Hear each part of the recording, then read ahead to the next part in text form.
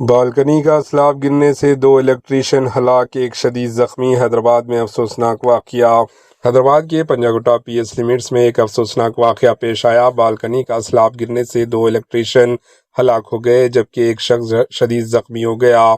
Police کے مطابق سیتارام باغ کے رہائشی دیوداس 56 سالہ اور ان کے داماد وویک 32 سالہ الیکٹریشین کے طور پر کام کرتے تھے۔ کندن باغ میتھوسٹسٹ کالونی میں واقع شری واستوا اپارٹمنٹ کے مالک دوارکا پرساد نے کام کے سلسلے میں انہیں اپنے گھر بلایا تھا۔